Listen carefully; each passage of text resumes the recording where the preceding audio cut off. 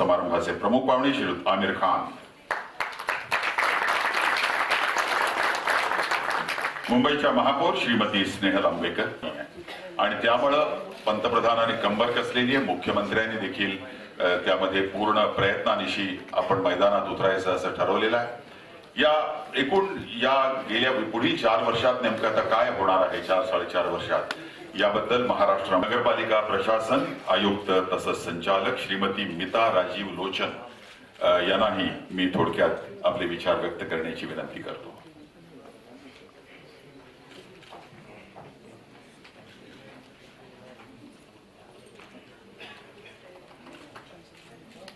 महाराष्ट्र राज्याचे माननीय मुख्यमंत्री आदरणीय देवेंद्रजी फडणवीस, सगळ्यांचे लाडके अभिनेते आदरणीय आमिर खानजी, या देशामध्ये इतक्या चांगल्या परंपरा असताना आणि इतक्या चांगल्या सवयी असताना लोक हे स्वच्छ आहे असं मानायला पाहिजे। आपण त्यांना स्वच्छ राहायला मुभा देणे गरजेचे आहे, त्यासाठी आपण बांधील आहोत। म्हणून आज आपण स्वच्छ कोकणच्या संकल्पना करताना अशा संकल्प करूया की जेव्हा आपण आपल्या घरामध्ये आपल्या गल्लीमध्ये स्वच्छता बघतो तर त्याच्या पूर्वी आपल्या नगर परिषदेमध्ये जी गलिच्छ वस्ती आहे त्या ठिकाणी 100% कचरा उचलला गेला आहे किंवा कसं ते आपण पाहूया।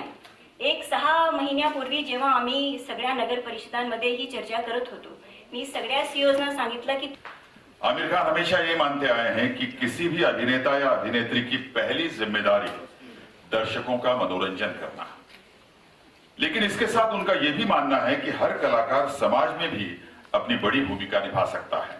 समाज के नैतिक ताने बाने को मजबूत करने में और युवा पीढ़ी को तथा बच्चों में बेहतर मूल्य भरने में वो अहम भूमिका निभा सकते हैं, जिससे एक स्वस्थ समाज बनाने में मदद हो सकती है। और वो ये भी जानते हैं कि स्वस्थ समाज के निर्माण में स्वच्छता की भूमिका सबसे अहम है। हम फिर एक बार आमिर खान साहब का तालियों के साथ यहाँ पर स्वागत करते हैं और मैं आपकी तरफ से अनुरोध करता हूं कि वो अपना मुद्दा, अपनी बात आपके सामने पेश करें। श्री आमिर खान। नमस्कार दोस्तों, भाई और बहनों, मुझे बड़ी खुशी महसूस हो रही है आज यहाँ आके। इतनी खुशी मुझे महसूस हो रही है कि ये पहल हमारे चीफ मिनिस्टर ने की है। ये बहुत ही एक अहम मुद्दा है मेरे समझ से, और इसमें अगर हमें सक्सेस मिले तो बहुत सारे रिलेटेड चीज़ें भी उसके साथ साथ सॉल्व हो जाएंगी। मुझे लगता है हमारे देश में जो भी समस्याएं हैं, मेरी जो कुछ समझ है, हमें कभी पैसों की वजह से प्रॉब्लम नहीं होती। जो जैसे हम लोग फिल्मों में बोलते हैं कि पैसों से फिल्में नहीं बनती, फिल्में बनती हैं पैशन से। जब आपके अंदर आग हो तब आप फिल्म बना सकते हैं। आप किसी को ढेर सारे पैसे दे दीजिए, वो फिल्म नहीं बना सकेगा। तो ये जो एक चीज है पैशन, ये इतनी जरूरी इंग्रेडिएंट है। आज जो जिस हम समस्या की बात कर रहे हैं, और हमारा सपना है कि महाराष्ट्र जो है वो कचरा मुक्त हो, हमारा देश कचरा मुक्त हो। ये सपना तभी पूरा हो पाएगा जब हम सब इसको एक पैशनेट वे से टैकल करें, स्टार्टिंग विद पॉलिटिकल विल जो हम देख रहे हैं। और मुझे बेहद खुशी होती है कि हमारे मुख्यमंत्री जो है वो इतनी स्ट्रांग पॉलिटिकल विल दिखा रहे हैं। हमारा एडमिनिस्ट्रेशन, आप लोग जो ग्राउंड पे काम कर सकते हैं, आपके अंदर जो पैशन है वो ये अचीव कर सकता है। और उसके साथ साथ हर एक महाराष्ट्रियन का इसमें योगदान है। और मुझे लगता है कि ऐसा कोई काम नहीं है जो हम नहीं कर सकते एक साथ। अगर हम 3 जो सेक्शंस हैं सोसाइटी के, political will, administration will and people's will, दिक्कत यह आती है कि अक्सर हम वही चीज जो हम अपने घर में करते हैं वो हम बाहर नहीं करते हैं। जो सोशल सर्विसेज हैं, जो सोशल गुड्स हैं, वो हम अपना नहीं मानते। घर मेरा है, मैं साफ रखूंगा, सड़क मेरी नहीं है। हमको ये मानना पड़ेगा कि सड़क भी मेरी है। हर चीज जो है वो मेरी है, आपकी है। और इस भावना से जब हम आगे बढ़ेंगे तभी हम इन सारी चीजों में हम सक्सेसफुल होंगे, कामयाब होंगे। और मुझे पूरा यकीन है, जब हमने शो शुरू किया था हमारा टीवी का सत्यमेव जयते, उस वक्त हमें बिल्कुल अंदाजा नहीं था कि लोग इस किस्म के शो के साथ जुड़ेंगे नहीं जुड़ेंगे। लेकिन इस शो की कामयाबी हमें बताती है कि लोग जो हैं हिंदुस्तान के, वो चेंज के लिए तैयार हैं। They want change, they are ready for change and they are actively contributing, ready to contribute. ये समय को हमको छोड़ना नहीं है। ये जो समय है जिसमें हम सब जी रहे हैं, ये अपॉर्चुनिटी हमको गंवानी नहीं है, मुझे, आपको, हम सबको। एंड आई थिंक जहां तक मेरा सवाल है, मैं और मेरी टीम पूरी कोशिश करेंगे कि ये जो एक इश्यू है कचरे का, ये हमें महाराष्ट्र में अगर हम शुरू करें तो Maharashtra will become a symbol, it will become an inspiration for the whole country. So let's make Maharashtra the first state to go waste free, completely waste free. और जो डंपिंग ग्राउंड है वो हमको होना ही नहीं चाहिए। डंपिंग ग्राउंड की जरूरत नहीं होनी चाहिए। जितना कचरा है वो संपत्ति है, वो इतनी कीमती संपत्ति है, उसका हम इस्तेमाल करें तो हमें आर्थिक भी हेल्प मिलेगी। एक चीज से मैं बहुत डरता हूं, इंसिनरेटर्स से। तो क्योंकि मुझे लगता है कि वो एक चीज है, हमने शो पे बहुत रिसर्च किया था इस टॉपिक पे। आज मैं दिन भर आना चाह रहा था कि ताकि मैं भी सुनूं क्या बातचीत हो रही है, लेकिन आई होप कि हम incinerator is part of this scheme. Technology सारी जॉट डाउन कर रहे हैं। हाँ, ओके ओके, अलग अलग टेक्नोलॉजी यूज कर रहे हैं। जी जी, क्योंकि हमारी समझ से इंसिनरेटर्स जो हैं वो बहुत पॉइजनस गैसेस निकालते हैं। और उसके अलावा जो हिंदुस्तान में जो वेस्ट होता है, कचरा होता है, वो 70% वेट, गीला कचरा होता है। तो वो कन्वर्ट टू एनर्जी एग्जैक्टली होता नहीं है जिस तरह से हम चाहते हैं। और जो हिंदुस्तानी तरीके हैं, सदियों से जो हिंदुस्तानी तरीके हैं कचरे को कन्वर्ट करने में, वही हमारे लिए सही है। हम बाहर से टेक्नोलॉजी, हमको जरूरत नहीं है। हमारे परदादा ऐसे ही कचरे को इस्तेमाल करते थे, उसका खाद बनाते थे। आज हम मॉडर्न तरीकों से, जो पुराने तरीके हैं उनको मॉडर्न नॉलेज से अगर हम उसको कंबाइन करें तो और भी अलग अलग तरीके हैं इसको टैकल करने के। तो मुझे यही कहना है कि मुझे बड़ी खुशी है कि आप सब आज यहाँ मौजूद हैं और आप सब एक संकल्प ले रहे हैं कि हमें इसके साथ, इसमें कामयाबी चाहिए। मुख्यमंत्री जी ने पहल की है, हम सब उनके साथ हैं, आप सब उनके साथ हैं। और हमारी कोशिश होगी, मेरी कोशिश ये होगी कि महाराष्ट्र के लोग भी इसमें अपना पूरा साथ दें। और कचरे का जो मुद्दा है, उसमें जो ऑर्डनरी सिटीजन है उसको सिर्फ दो चीजें करनी है। एक, कचरा अलग रखना है, गीला और सूखा मिक्स नहीं करना है। और दूसरा ये कि हमें कहीं कूड़ा फेंकना नहीं। ये दो काम हमको करना है। बाकी जितने काम हैं उसका कलेक्शन, उसका किस तरह उसका इस्तेमाल किया जाए, वो सरकार के हाथ में है, आपके हाथ में है। और मुझे उम्मीद है कि आप लोग इसमें दिल लगा के पूरे पैशन से काम करेंगे and we will be the first state in the country to go waste free. Thank you so much. Thank you.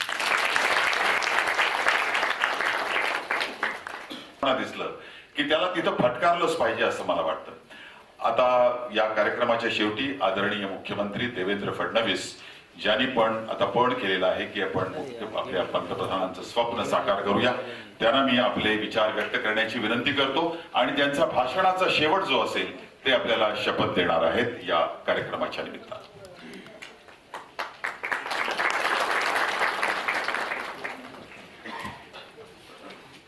मुंबईच्या महापौर श्रीमती स्नेहल आंबेकर, सुप्रसिद्ध सिने अभिनेते आणि त्याहीपेक्षा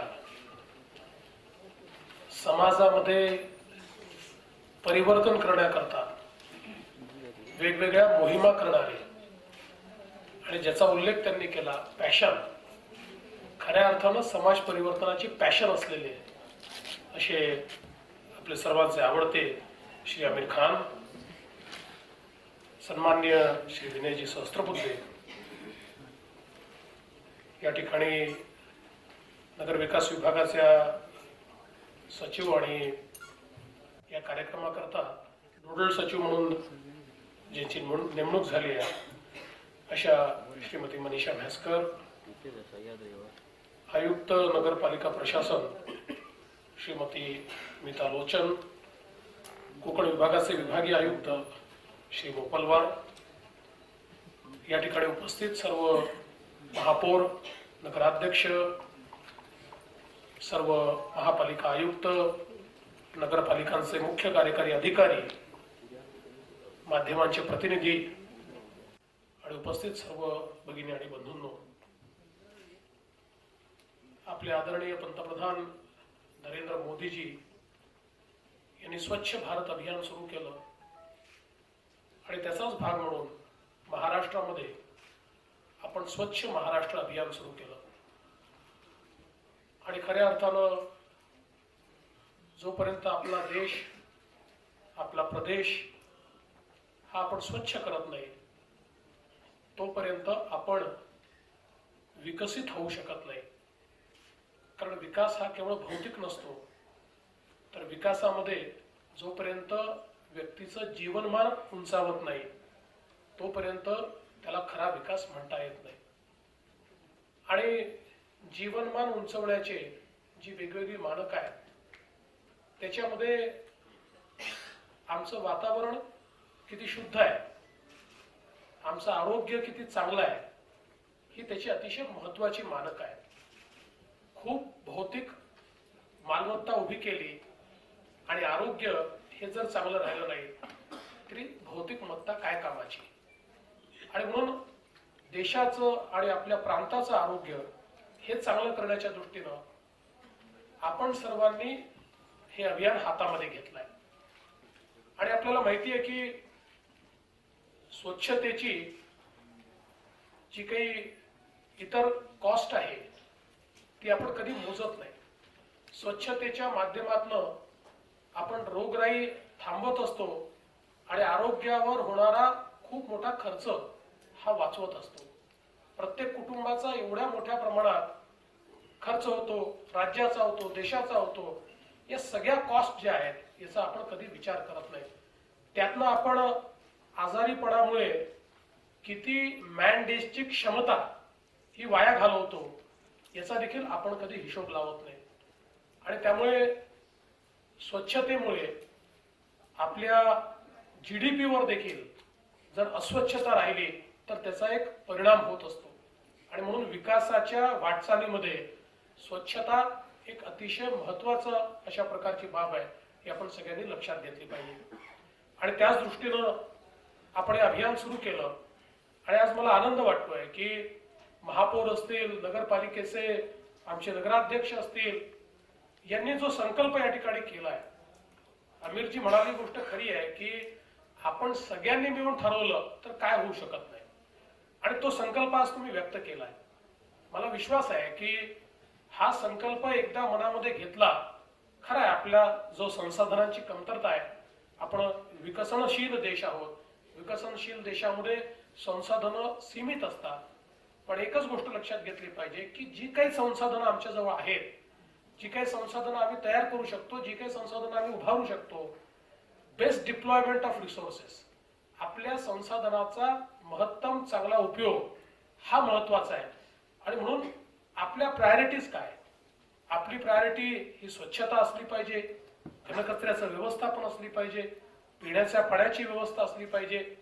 या प्रायोरिटीज नंतर इतर प्रायोरिटीज कडे आपण जर वळलो तर मला असं वाटतं की खूप मोठ्या प्रमाणात आपण परिवर्तन करू शकू. मी स्वतः देखील महानगरपालिकेचा महापौर म्हणून 10 वर्ष नगरसेवक म्हणून काम केलंय आणि मला कल्पना आहे की दृश्य स्वरूपाच्या गोष्टी या मतांवर लवकर परिणाम करतात. आणि त्यामुळे एखादं वाचनालय बांधलं की जरा लोकांना जास्ती आवडतं, ते देखील आवश्यक आहे. एखादं गार्डन बांधलं तर लोकांना जास्ती आवडतं. पण त्याच वेळी आपण जर असं म्हटलं की आता थोडंसं वाचनालय वगैरे थोडे नंतर बांधू आणि एक सिवर लाईन आपण टाकू, तर ती दृश्य स्वरूपात दिसत नाही आणि त्यामुळे फार काही त्याचा मतांवर त्या क्षणी परिणाम होत नाही. पण मला असं वाटतं की आपण 2.5 वर्षाचा 5 वर्षाचा विचार न करता आपण 25 वर्षाचा विचार केला पाहिजे. आणि 25 वर्षाचा विचार जर केला तर जे लोक आपलं गाव आपलं शहर निर्मल बनवतील त्यांना जीवनामध्ये कधीच मागे वळून पाहावं लागणार नाही. आणि मला असं वाटतं की हेच आपण सगळ्यांनी समजून घेतलं पाहिजे. मी आपल्याला एक गोष्ट निश्चितपणे सांगतो की आपण इनिशिएटिव्ह घ्या. आपल्याला संसाधनाची कमतरता आम्ही पडू देणार नाही. आम्ही देखील असं ठरवलंय की शेवटी नगर विकास विभागाच्या अंतर्गत वेगवेगळ्या प्रकारची संसाधनं जी आम्ही देतो, ही संसाधनं याच्या पुढे स्वच्छ महाराष्ट्र अभियानाशी आम्ही लिंकअप करणार आहोत. ज्या प्रकारे स्वच्छ भारत कोश आपण तयार केला, तसा स्वच्छ महाराष्ट्र कोश हा देखील तयार करण्याचं आपण ठरवलंय. आणि त्यासोबत 14व्या वित्त आयोगाचे जे काही पैसे आहेत, हे सगळे पैसे हे त्या शहरांनी स्वच्छतेच्या बाबतीत किती प्रगती केली त्याच्या आधारावर त्याचा क्वांटम ठरणार आहे, त्याच्या आधारावर त्याचं वाटप ठरणार आहे. आणि म्हणून तुम्ही जेवढ्या ताकदीनं समोर याल, आम्ही त्याच्या दुप्पट ताकदीनं समोर येऊ. तुम्ही जर 1 रुपयाचं काम करून दाखवलं तर आम्ही 2 रुपयाचं पाठबळ तुम्हाला देऊ. आणि आपण जर या मानसिकतेतनं मला असं वाटतं काम केलं तर कदाचित फार लवकर आपण ज्या गोष्टी ठरवल्या आहेत त्या गोष्टी निश्चितपणे करू. मला जे महापौर भेटतात ते म्हणतात की आता स्मार्ट सिटीची योजना आहे, त्यामुळे त्याच्यामध्ये आम्हाला तुम्ही सम्मिलित करा. आणि म्हणून आम्ही असं ठरवलं की पहिल्यांदा शहरांचा परफॉर्मन्स पाहायचा. ज्या शहरांना स्मार्टनेसकडे जायचं आहे त्या शहरांमध्ये पहिल्यांदा शहराच्या प्रशासनाची आणि नागरिकांची बदलण्याची इच्छा किती आहे याच्या आधारावर आपण स्मार्ट सिटीज ठरवायच्या. आणि म्हणून स्वच्छतेकडे जी शहरं अधिक मोठ्या प्रमाणात आपला कल दाखवतील त्यांनाच स्मार्ट सिटीज मध्ये घेण्याचा निर्णय हा आम्ही घेतलेला आहे. आणि आज या ठिकाणी आपण ज्यावेळेस ही सगळी सप्तपदी बघितली तर याच्यामध्ये लोकसहभाग हा अत्यंत महत्वाचा आहे. कारण ज्याचा उल्लेख केला, मी देखील नागपूरमध्ये एक 12 खोली नावाचा एक एरिया आहे. आणि म्हणून मी एक सहज एकदा विचार केला की 12 खोली कशा करता याचं नाव पडलं असेल. आणि म्हणून त्याची माहिती घेतली तर अगदी खूप पूर्वी तिथे 12 संडास तयार केले होते. आणि ते सार्वजनिक शौचालयासारखे 12 संडास त्या ठिकाणी त्या भागाकरता तयार केले होते. आणि लोकांनी नंतर ते सगळं बुजवलं, कारण त्या काळी जागा भरपूर होती, मोठे मोठे संडास केले होते. त्याच्यामध्ये ते सगळे बुजवले आणि त्या ठिकाणी काही लोक राहायला गेले. आणि त्यामुळे त्या एरियाचं नाव 12 खोली पडलं. तर लोकांना जोपर्यंत महत्व समजणार नाही तोपर्यंत फिजिकल इन्फ्रास्ट्रक्चर तयार करून ते इन्फ्रास्ट्रक्चर कधीच कामी येणार नाही. आणि ज्यावेळी मला आठवतं की महापौर असताना एक आमच्या महानगरपालिकेच्या क्षेत्रातलं एक छोटंसं गाव, ज्या गावात एकही शौचालय नव्हतं, त्या गावामध्ये मी गेलो आणि आमची सगळी टीम गेली आणि आम्ही त्या ठिकाणी सांगितलं की लोकसहभागातून आपल्याला शौचालय करायचं आहे. रोज 1 रुपया तुम्ही द्यायचा, 365 रुपये तुमचे, बाकी पैसे आमचे. काम करताना कामामध्ये ज्याच्या घरी काम होईल त्यांनी मदत करायची आणि पाणी वगैरे टाकण्याचं काम त्यांनी करायचं.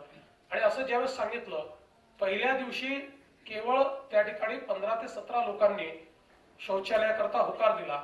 गावातली एकूण घरांची संख्या 285च्या आसपास होती. भिवसेन खोडी नावाचं छोटंसं गाव महानगरपालिका क्षेत्रातलं. पण जसं त्यातल्या 15-17 घरांमध्ये ते शौचालय झालं, लोकांनी पैसे दिले, लोकांनी थोडीशी त्याच्यामध्ये सहभागिता दिली आणि त्यानंतर ते पाहिल्यावर लोकांच्या मनामध्ये परिवर्तन झालं, मतामध्ये परिवर्तन झालं. आणि त्याच्यानंतरच्या 3 महिन्यामध्ये सगळ्या 285 घरांनी त्या ठिकाणी त्या योजनेमध्ये सहभाग घेतला आणि संपूर्ण ते गाव हे निर्मल झालं. मला असं वाटतं की आपण लोकांना जर सहभागी करून घेतलं, खरं म्हणजे मला अनेक वेळा असं वाटतं की आपल्या शहरांपेक्षा आपल्या गावांमध्ये सहभागी होण्याचा लोकांचा कल अधिक आहे. कारण आपल्याला एक मोठा वारसा लाभलेला आहे. सौजन्य मूर्ती गाडगे बाबा असतील किंवा ग्रामगीता देणारे राष्ट्रसंत तुकडोजी महाराज असतील, यांनी लोकसहभागातूनच गावाच्या विकासाची संकल्पना ही रुजवली. आणि त्यामुळे ग्रामीण भागामध्ये गेल्यानंतर हा लोकसहभाग मोठा आपल्याला पाहायला मिळतो. शहरी भागात दुर्दैवाने तो पाहायला मिळत नाही. मागच्या काळात आपल्याला माहिती आहे की आपले मकरंद अनासपुरे यांनी एका गावामध्ये जाऊन त्या ठिकाणी कम्युनिकेट केलं लोकांशी आणि कशा प्रकारे गाव परिवर्तित झालं त्याची एक फिल्म आपण मागच्या काळामध्ये ही रिलीज केली. त्यामुळे मला असं वाटतं की हे कम्युनिकेशन गावात अधिक वेगानं होतं. पण दुर्दैवाने शहरं जी आपण असं म्हणतो की अधिक व्हायब्रंट आहेत, अधिक सुशिक्षित आहेत, अधिक पुढारलेली आहेत, त्या ठिकाणी लोकसहभाग आपल्याला कमी पाहायला मिळतो. आणि म्हणून आपल्याला हा लोकसहभाग वाढवण्याच्या दृष्टीनं ज्या काही वेगवेगळ्या योजना करता येतील त्या निश्चितपणे करायच्या आहेत आणि या योजना जर केल्या, लोकसहभाग जर आला, खरं म्हणजे एक गोष्ट अजून आपण लक्षात घेतली पाहिजे की आपला यापूर्वीचा जो अप्रोच होता अशा प्रकारच्या स्वच्छतेच्या प्रती, तो एक क्विक फिक्स अशा प्रकारचा अप्रोच होता की आपण एखादी टेक्नॉलॉजी स्वीकारून टाकू, कोणाला तरी कंत्राट देऊन टाकू आणि कोणीतरी कंत्राट घेऊन आमचा कचरा उचलला पाहिजे तो प्रोसेस केला पाहिजे. या मानसिकतेतनं बाहेर पडलं पाहिजे. कारण अशा प्रकारचे प्रयोग हे 90% अयशस्वी झाले आहेत. आपल्या कचऱ्याची विल्हेवाट ही आपल्यालाच लावली पाहिजे आणि ती जेवढी आम्ही विकेंद्रित पद्धतीने लावू तेवढंच आपण यशस्वी होऊ. खूप वेगवेगळ्या प्रकारच्या आपल्याला टेक्नॉलॉजी उपलब्ध आहेत. आपल्यापैकी अनेकांना अनुभव असेल, अलीकडच्या काळामध्ये तर रोज एक टेक्नॉलॉजी प्रोव्हायडर येतो आणि म्हणतो आमच्या टेक्नॉलॉजीने आम्ही वीज तयार करू, आमच्या टेक्नॉलॉजीने आम्ही फलाना तयार करू, आमच्या टेक्नॉलॉजीने आम्ही, आणि त्याचं म्हणणं काय असतं, आम्हाला जागा तुम्ही देऊन टाका आणि मग आम्हीच पैसा लावून आम्हीच सगळं करू. आणि आपल्याला फार असं वाटतं की बाबा आपलं गाव चांगलं झालं पाहिजे, शहर चांगलं झालं पाहिजे, त्यामुळे आपण तातडीनं मग महासभेपुढे ठराव ठेवतो, त्याला जागा देतो आणि त्याच्यानंतर तोही येत नाही, तिथे काही होत नाही. 2-2, 3-3 वर्ष आपली जागा अटकून राहते आणि कुठलंच काम होत नाही. बहुतांश ठिकाणी हे झालेलं आहे. त्यामुळे मला असं वाटतं की क्विक फिक्स सोल्युशन याला नाही आहे. मेहनतीशिवाय हे होऊ शकत नाही. म्हणून याच्यामध्ये जेवढा विकेंद्रित अशा प्रकारचा कचरा आपल्या लक्षात असेल की आपल्यापैकी अनेकांनी सत्यमेव जयतेचं एक आमिर खान यांनी कचऱ्याच्या संदर्भातलं जे एक एपिसोड केला होता तो आपल्यापैकी अनेकांनी पाहिला असेल. इतक्या छोट्या छोट्या गोष्टीतनं आपण त्याच ठिकाणी कचरा हा मुरवू शकतो आणि त्यामुळे कमीत कमी कचरा हा आपल्याला ऍक्च्युअली बाहेर न्यावा लागला पाहिजे. जेवढा कचरा आपण विकेंद्रितपणे त्या वॉर्डांमध्ये त्या भागांमध्ये मुरवू शकू. मध्यंतरी पुण्याची कचऱ्याच्या संदर्भात मी बैठक घेतली आणि खूप गंभीर प्रश्न पुण्याचा आहे. डम्पिंग ग्राउंड उरलेलं नाही. जिथे डम्पिंग करायचं ठरवलं आहे त्या ठिकाणी कोणी येऊ देत नाही आणि सर्वदूर सगळी ही स्थिती आहे की शहराचा कचरा गावं घ्यायला तयार नाही आहेत. कोणी डम्पिंग ग्राउंड तयार करू देत नाही कारण आपण त्याच्यावर प्रक्रिया करत नाही आणि शेवटी त्याच्या वासामुळे त्या गावाला फार प्रॉब्लेम होतो. त्यावेळी एका एनजीओनी माझी भेट घेतली आणि त्या एनजीओने दाखवलं की जवळजवळ 1.5 लाख लोकसंख्येच्या वॉर्डांमध्ये 1.5 लाख लोकांचा कचरा हा त्या वॉर्डामध्ये जमा करून ती एनजीओ तिथेच तो संपूर्ण कचरा मुरवते आणि त्यातला एवढासाही कचरा बाहेर न्यावा लागत नाही. मग पुण्यासारख्या शहरामध्ये एक एनजीओ हे जर काम करू शकते तर मला असं वाटतं की आपण सगळेच हे करू शकतो. आणि म्हणून छोटे एफर्ट्स हे अधिक महत्वाचे आहेत. डिसेंट्रलाइज एफर्ट्स हे अधिक महत्वाचे आहेत. त्यातनं ज्या गोष्टी होऊ शकत नाही त्या गोष्टी मग आपण दूर नेल्या पाहिजे, त्याच्यावर प्रक्रिया केली पाहिजे. मी परवा सगळ्या मुख्यमंत्र्यांचा आमचा एक गट तयार केलेला आहे स्वच्छ भारत अभियानाच्या निमित्ताने. त्या गटामध्ये देखील मी बोलताना आमचे अध्यक्ष चंद्रबाबू नायडू आहेत त्यांना असं म्हटलं की साहेब आपण काही भारताच्या एकूण कचऱ्याच्या कंपोजिशनच्या अनुरूप काही टेक्नॉलॉजीज आपण या शॉर्टलिस्ट केल्या पाहिजेत आणि काही टेक्नॉलॉजीज या सर्टिफाय केल्या पाहिजे. आज इतक्या टेक्नॉलॉजीज येतात की आमचं डोकं फिरतं कुठली नेमकी स्वीकारावी. आणि म्हणून त्या संदर्भात त्यांची जी माझी मागणी होती त्यांनी मान्य केली आणि आता केंद्र सरकार आपल्या इथल्या सस्टेनेबल टेक्नॉलॉजीज कुठल्या आहेत या संदर्भातलं एक वर्कशॉप घेऊन त्या टेक्नॉलॉजी आणि त्याच्यावर अतिशय काकोडकर साहेबांसारखी अतिशय वैज्ञानिक आणि तज्ञ लोक हे त्याच्यावर त्यांनी आता नेमलेले आहेत की जे लोक टेक्नॉलॉजी सर्टिफाय करून देतील आणि आपल्या कचऱ्याच्या कंपोजिशनच्या अनुसार कुठली टेक्नॉलॉजी आपण वापरली पाहिजे की जी इको फ्रेंडली टेक्नॉलॉजी आहे. अशा प्रकारच्या टेक्नॉलॉजीज त्याचं एक हँडबुक आपल्याला ते तयार करून देणार आहे. ते हँडबुक देखील आम्ही तुमच्यापर्यंत पोहोचवू म्हणजे तुम्हाला देखील तुमच्या शहरातल्या ज्या काही निकडी आहेत त्यानुसार कुठली टेक्नॉलॉजी वापरायची, त्याचे चांगले टेक्नॉलॉजी प्रोव्हायडर्स कोण आहेत याही संदर्भात सगळी जी काही व्यवस्था आहे ती आम्ही करून देऊ. पण हे सगळं करत असताना तुम्हाला देखील लोकांपर्यंत पोहोचवावं लागेल, कम्युनिकेट करावं लागेल. आपल्याला माहिती आहे की कोणाच्याही घरासमोर तुम्ही कचरा पेटी ठेवू शकत नाही किंवा बांधू शकत नाही. प्रत्येक व्यक्तीचं म्हणणं असतं की माझा परिसर साफ असला पाहिजे पण माझ्यासमोर कचरा पेटी नको. आणि तुम्हाला सांगतो की एखाद्या ठिकाणी कचरा पेटी जर असेल आणि लोकांच्या आग्रहास्तव तुम्ही कचरा पेटी काढली तरी देखील लोक तिथेच येऊन कचरा टाकतात.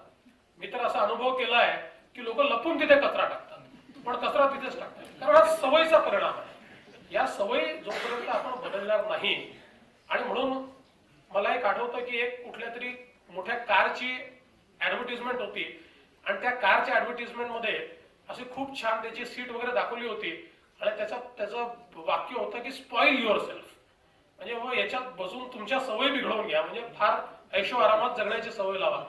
मला असं वाटतं की याच धर्तीवर स्वच्छतेची सवय लागली पाहिजे. एकदा स्वच्छतेमध्ये राहण्याची सवय लागली की माणूस अस्वच्छ ठिकाणी जाऊ शकत नाही. ज्याला स्वच्छ शौचालयात जाण्याची सवय आहे त्याला तुम्ही सार्वजनिक घाणेरड्या शौचालयात जायला सांगा, तो 2 तास धरून त्या शौचालयात तो जात नाही. त्यामुळे ही एक सवय असते आणि म्हणून ही सवय जेवढी आपण म्हणजे स्पॉइल युअर सेल्फ सारखं स्पॉइल द पीपल, स्पॉइल म्हणजे पॉझिटिव्ह वेने, त्यांना जेवढी स्वच्छतेची सवय, परिसर स्वच्छ परिसरात माणूस राहायला लागल्यानंतर मग कचरा टाकलेला त्याला आवडत नाही. जसं मगाशी सांगितलं की लोकांनी रस्त्यात थांबून तुम्ही हा कचरा तिथे टाकला नाही तर तुमच्यावर केसेस होतील. कारण काय, त्यांना ती भीती की हा परिसर खराब होईल, कारण त्यांना स्वच्छ परिसरात राहण्याची सवय झाली आहे. खराब परिसर ते पाहू शकत नाही. आणि सगळ्यात महत्वाचं आहे की नवीन पिढी जी आहे ही पिढी खूप जागरूक आहे. अगदी लहान लहान पोरं देखील ऍडव्हर्टिजमेंट पाहून असं म्हणतात, आपल्या घरच्या लोकांना म्हणतात की बाबा ते तुम्ही कचरा जरा कचरा पेटीत टाका, बाहेर टाकू नका. एखादा आईस्क्रीमचा कप जर वडिलांनी खाली टाकला तर तो पोरगा उचलून वडिलांच्या हातात देतो आणि सांगतो की तुम्ही जाऊन त्या कचरा पेटीत तो टाका. त्यामुळे पिढी बदलते, लोकांच्या आशा अपेक्षा बदलत आहेत आणि म्हणून आपल्याला हा जो सहभाग आहे हा निश्चितपणे मिळू शकतो. त्याकरता आपण सगळ्यांनी प्रयत्न केला पाहिजे.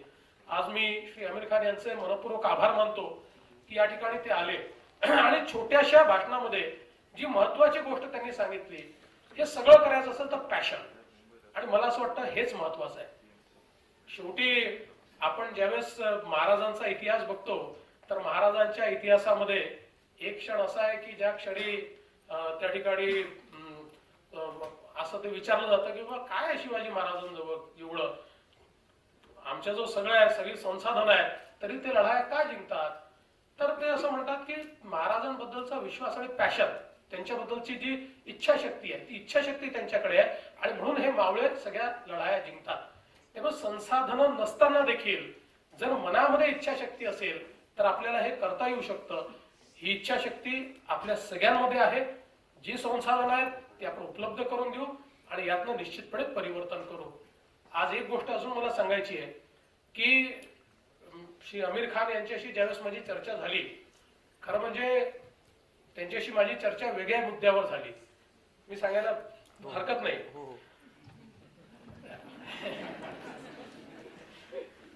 एक साधारणपणे महिन्याभरापूर्वी, दीड महिन्यापूर्वी ती आणि मी एका कार्यक्रमात एकत्रित होतो आणि त्या कार्यक्रमात सहज बोलता बोलता त्यांनी स्वतः विषय माझ्या पुढे असा मांडला. ते म्हणाले की महाराष्ट्रामध्ये एवढ्या मोठ्या प्रमाणात दुष्काळ पडतो किंवा पाण्याची समस्या आहे आणि आम्ही सत्यमेव जयतेमध्ये काम करत असताना आम्हाला असं वाटतं की विकेंद्रित पाण्याचे साठे तयार केले पाहिजेत, वॉटर कन्झर्वेशनवर जोर दिला पाहिजे. मी त्यांना लागलीच सांगितलं की आम्ही अशीच योजना तयार केली आहे आणि जलयुक्त शिवारच्या माध्यमातून आम्ही मोठ्या प्रमाणात विकेंद्रित साठे तयार करतो आहोत आणि आता आमचं 6000 गावांमध्ये कामं सुरू केलेली आहेत आणि 20,000 गावं ही आम्हाला दुष्काळमुक्त करायची आहेत. लागलीच त्यांनी सांगितलं की माझी टीम ही याकरता पूर्णपणे तुम्हाला उपलब्ध आहे. आणि त्यावेळी ते एक गोष्ट म्हणाले की कामं कदाचित तुम्ही करू शकाल पण आमचा USP काय आहे, आम्ही लोकांना कम्युनिकेट करू शकतो. We are the communicators. आणि त्यामुळे लोकांमध्ये जे काही एक परिवर्तन आणायचं आहे, जे महत्व लोकांना पटवून द्यायचं आहे ते आम्ही पटवून देऊ शकतो आणि हीच सेवा आम्हाला आमच्या राज्याकरता द्यायची आहे. आणि मग मी त्यांना अशी विनंती केली की जलयुक्त शिवार ही आमची अतिशय महत्वाची योजना आहे, या योजनेचं सगळं कम्युनिकेशन हे तुम्ही कराल का. ते असं म्हणाले मी तर करीनच, पण इतर अभिनेते जे आहेत त्यांना देखील मी त्याच्यामध्ये इन्व्हॉल्व्ह करून घेईल, जे मराठी अभिनेते आहेत त्यांना देखील मी त्याच्यामध्ये सगळ्यांना एकत्रित करून आणि एक कम्युनिकेशनची स्ट्रॉंग सिस्टीम मी उभी करेन. त्यानंतर आमचा संपर्क होत होता. त्यांनी 6 तास बसून आपले जे सचिव आहेत, आमचे जे प्रधान सचिव आहेत, माझ्या कार्यालयाचे परदेशी असतील, देशमुख असतील, यांच्यासोबत बसून कंप्लीट 6 तास बसून योजना काय आहे, त्याचे बारकावे काय आहेत, अशी एक एक गोष्ट समजून घेतली. आणि मग त्यांना मी असं म्हटलं की आपल्याला जर कम्युनिकेशन लवकर करता आलं तर ते असं म्हणाले की मी पूर्ण अभ्यास करून कम्युनिकेशन करेन, कारण हे कम्युनिकेशन हे एका सीमित वेळेमध्ये मला सगळ्या लोकांची करायचं आहे आणि मागच्या काळामध्ये सत्यमेव जयतेच्या निमित्ताने ते अनेक गावांमध्ये देखील जाऊन ते काम बघून आले होते आणि त्यामुळे त्याचा त्यांनी नीट अभ्यास करून आणि त्यांनी असं ठरवलं की ही कम्युनिकेशनची सगळी जबाबदारी आपण उचलायची आणि त्या माध्यमातून वेगवेगळे जे कम्युनिकेट करणारे घटक आहेत त्या घटकांना एकत्रित करून पूर्ण महाराष्ट्रामध्ये जलयुक्त शिवार ही जी योजना आहे या योजनेच्या बद्दल गावातल्या लोकांमध्ये एक मोठं जागृती करायची अशा प्रकारचं त्यांनी ठरवलं. त्याचा सगळा ऍक्शन प्लॅन त्यांनी तयार केला आहे आणि आपल्याला माहिती आहे की आमिर खान यांना परफेक्शनिस्ट म्हणतात आणि त्याच्यामुळे कुठली गोष्ट परफेक्टच झाली पाहिजे, तसूबरही कमी नाही. त्याच्याकरता ते म्हणजे हा एक असा अभिनेता आहे की एका सिनेमा करता किती वर्ष घालवेल त्याचा भरोसाच नाही. त्याच्यामुळे तसंच परफेक्शन त्यांनी आता याच्यामध्ये घेतलेलं आहे. मी त्यांना अशी विनंती केली की आमचा पहिला सीझन हा आता जून महिना हा आमचा पहिला सीझन आहे, त्यामुळे तुमचं कम्युनिकेशनचा पहिला जो काही भाग असेल तर लवकर झाला पाहिजे. त्याची तयारी ते करतायत आणि त्यानंतर पावसाळा संपल्यावर सेकंड सीझन करता मात्र एक जबरदस्त कम्युनिकेशनची स्ट्रॅटेजी ही ते तयार करतायत आणि महाराष्ट्राला दुष्काळमुक्त करण्याचं जे काही विडा आपण उचललेला आहे त्याच्यामध्ये पूर्णपणे स्वतः सहभागी होण्याची तयारी दर्शवून ते सहभागी होत आहेत. मला असं वाटतं की ही खरोखर अतिशय मोठी गोष्ट आहे आणि म्हणून मी त्यांचे मनपूर्वक आभार मानतो. आपल्या सगळ्यांचे या ठिकाणी आभार मानतो, आपलं अभिनंदन करतो आणि या स्वच्छ महाराष्ट्र अभियानाच्या व्यतिरिक्त आपण काही गोष्टी मांडलेल्या आहेत, काही निवेदनं दिली आहेत, काही अपेक्षा व्यक्त केल्या आहेत. मी आपल्याला एवढंच सांगतो की मी देखील स्थानिक स्वराज्य संस्थेत काम केलेला कार्यकर्ता असल्यामुळे आपल्या अडचणींची जाणीव मला आहे. काल परवापर्यंत आपल्यासारख्या मी त्या अडचणी मांडल्या आहेत, आज सुदैवाने त्या सोडवण्याची जबाबदारी मला मिळाली आहे. त्यामुळे विश्वास ठेवा की कदाचित एका वर्षात सगळ्या गोष्टी होतील असं नाही, पण तुम्हाला गुणात्मक फरक झालेला दिसेल. आणि तुमचे सगळ्यात महत्वाची गोष्ट सांगतो की सगळ्यात आपल्याला राग काय येतो की आपण आपला प्रस्ताव तयार करून पाठवतो आणि राज्य सरकार तो स्वीकारतही नाही, तो नाकारतही नाही. वर्षानुवर्ष त्याच्यावर राज्य सरकार बसली असते. आता आम्ही ठरवलं हे चालणार नाही आणि आमच्या मनीषा म्हैसकरांना मी सांगितलं की सगळी पेंडन्सी तुम्ही दूर करा. त्यामुळे तातडीनं ही जी काही पेंडन्सी असेल, मनीषा म्हैसकर असतील, तिकडे आमच्या मीता राजू लोचन असतील, या सगळ्या लोकांना आता पूर्णपणे ही टास्कच आम्ही दिलेली आहे की तुमचे जे निर्णय आहेत ते तातडीने झाले पाहिजे आणि म्हणून ते देखील आपण तातडीने करू. आपण सगळे मिळून आपण टीम महाराष्ट्र आणि टीम महाराष्ट्र अशा स्पिरिटने आपण महाराष्ट्रामध्ये परिवर्तन घडवू आणि स्वच्छ महाराष्ट्र घडवू, स्वच्छ शहर घडवू हा विश्वास या निमित्ताने मी व्यक्त करतो आणि आपले आभार मानून माझे 2 शब्द संपवतो. धन्यवाद.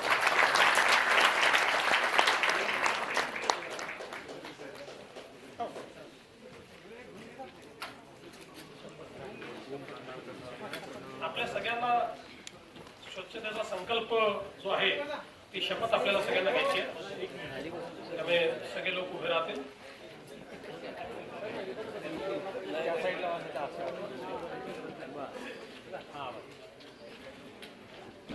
स्वच्छ महाराष्ट्र अभियानाअंतर्गत मी स्वच्छतेच्या सप्तपदीचा संकल्प करतो. माझे पहिले पाऊल सहभागाच्या ठाम निर्धाराचे, दुसरे पाऊल व्यापक लोकसहभाग मिळविण्याचे, तिसरे पाऊल 100% शौचालयाचा वापर करण्यासाठी प्रवृत्त करण्याचे, चौथे पाऊल कचऱ्याचे संकलन, वर्गीकरण, वाहतूक करण्याचे, पाचवे पाऊल कचऱ्यावर शास्त्रोक्त प्रक्रिया करण्याचे, सहावे पाऊल सांडपाण्यावर प्रक्रिया करण्याचे, सातवे पाऊल हरित स्वच्छ महाराष्ट्र साकारण्याचे. मला खात्री आहे की माझ्या सप्तपदीनं महाराष्ट्राचे स्वप्न निश्चित साकार होईल. जय हिंद, जय महाराष्ट्र. धन्यवाद.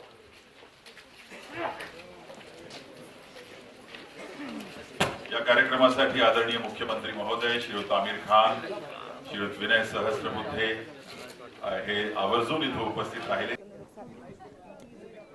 भाषण तुम्ही देत नाही त्यामुळे बोलणार नाही थोडं.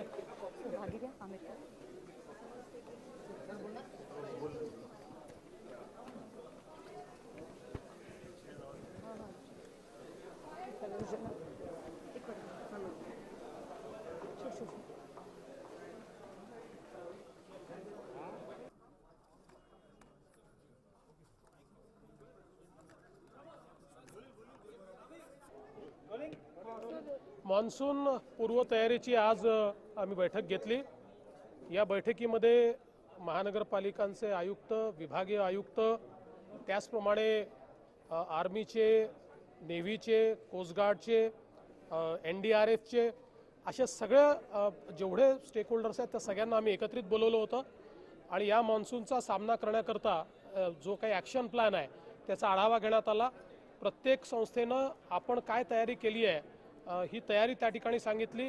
एक दुसऱ्या संस्थांशी कशा प्रकारे कोऑर्डिनेट केलं जाईल या संदर्भातली सगळी माहिती दिली. विशेषतः आपल्याला कल्पना आहे की जवळजवळ आपल्या इथे 400-450 लोक वीज पडल्यामुळे त्या ठिकाणी मृत्युमुखी पडतात. तर त्याही संदर्भात प्रयत्न असा आहे की आता 17 नवीन सेन्सर्स आपण लावलेले आहेत. या माध्यमातून 2 तास आधी वीज साधारण कुठे पडू शकते अशा प्रकारची माहिती आपण देऊ शकू. आणि जे लाइटनिंग अरेस्टर्स आहेत ते लाइटनिंग अरेस्टर्स तर काही तयार केले आहेत, पण काही मोबाईल लाइटनिंग अरेस्टर्स तयार करता येतील का असाही प्रयत्न चाललेला आहे. मुंबईसारख्या ठिकाणी खूप जास्त ज्यावेळेस पाऊस येतो आणि भरतीची वेळ असेल तर त्यावेळी देखील अनेक अडचणींचा सामना करावा लागतो. आणि म्हणून त्यानिमित्ताने रेल्वे प्रशासनाने नेमकी काय तयारी केली आहे हे रेल्वे प्रशासनाने सांगितलं. मुंबई महानगरपालिकेने काय तयारी केली आहे त्या संदर्भातली सगळी माहिती त्यांनी दिली.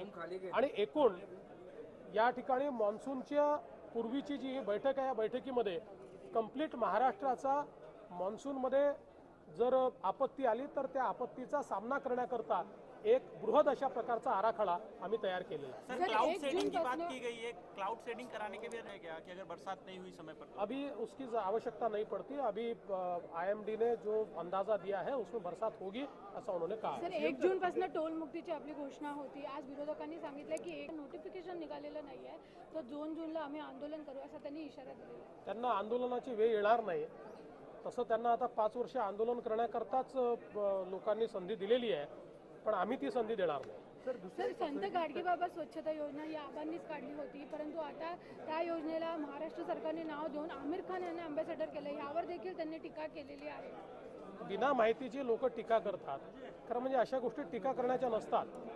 स्वच्छ भारत अभियानामध्ये आमिर खान हे ब्रँड अँबॅसेडर आहेत आणि त्यांनी ज्यावेळेस स्वच्छ भारत अभियानची सुरुवात झाली त्यावेळेस ते माननीय पंतप्रधानांसोबत होते। आज आम्ही त्यांना या ठिकाणी निमंत्रित केलं कारण ते स्वच्छ महाराष्ट्राकरता कम्युनिकेट करतायत, स्वच्छ भारताकरता कम्युनिकेट करतायत। आता आमिर खान या ठिकाणी येऊन स्वच्छतेबद्दल बोलले तर त्याकरता विरोधकांच्या पोटात दुखण्याचं काय आहे? शेवटी हा महाराष्ट्र गाडगेबाबांचाच आहे, हा महाराष्ट्र राष्ट्रसंत तुकडोजी महाराजांचाच आहे। त्याच्यामुळे मला असं वाटतं की इतकी निगेटिव्ह भूमिका प्रत्येक गोष्टीमध्ये घ्यायची ही योग्य बाब नाही।